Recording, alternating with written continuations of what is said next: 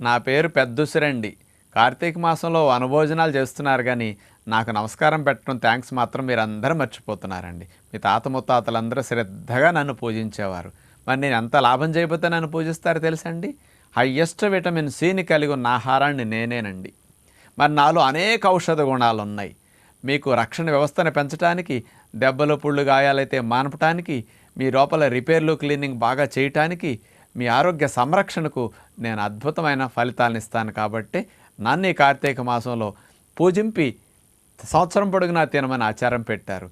నన్ను మాత్రం కాయలుగా ఉన్నప్పుడు వాటిని తీసుకెళ్ళి మొక్కలు కోసి ఎండపెట్టి సంవత్సరం పొడుగునా దాచుకుని మీరు ఆ మొక్కలు సప్పరించటం, పొడి చేసుకుని ఆకటం చేయండి. ఫ్రెష్గా ఉన్నప్పుడు తినడానికి ప్రయత్నం చేయండి.